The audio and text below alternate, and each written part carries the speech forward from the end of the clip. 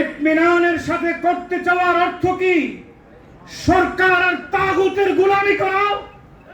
কখনো নয়। ইতমিনান হলো ইতমিনান আলাল ঈমান, ঈমানের উপর ইতমিনান থেকে সকল তাগুতের মোকাবেলা করে ইসলামের পতাকাকে উড্ডীন করার নামই হলো আজকের এই তালিমি মেহনত।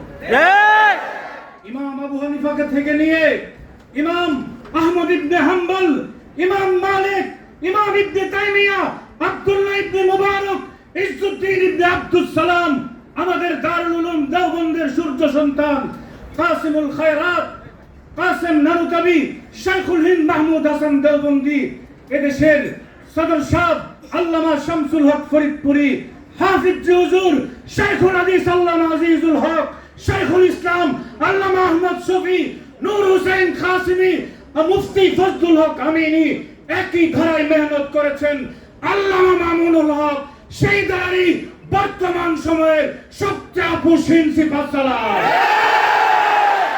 যারা মাদ্রাসা দখল করে তালিমের নামে ভৌতাবাজি ভণ্ডামি করে জাতিকে বিভ্রান্ত করে তোমরা ভবন দখল করতে পেরেছো, জাতির ঘৃণা নিয়ে তোমরা ইতিহাসে রাস্তা করে নিক্ষেপ করো।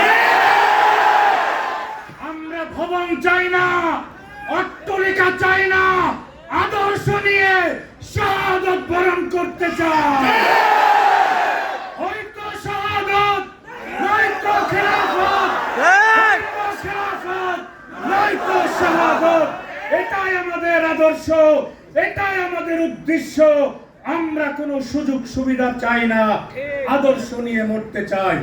আসুন সবার প্রতি আল্লাহ মামুনুল হক গতকালকে বলেছেন লা তাসরিবা, কোনো অভিযোগ নাই, কিন্তু ইসলামের উপর আঘাত করলে কাউকে ছাড় দেওয়া হবে না। আল্লাহ মামুনুল হক সাহেবের মাধ্যমে এদেশে তালিমের মেহনত, তাজকিয়ার মেহনত, সিয়াসতের মেহনত, জিহাদের যে মেহনত চলছে এটা পূর্ণাঙ্গ করে ইমারতে ইসলামিয়া প্রতিষ্ঠা করার তৌফিক দান করুন। এ পর্যায়ে সংক্ষিপ্ত আলোচনা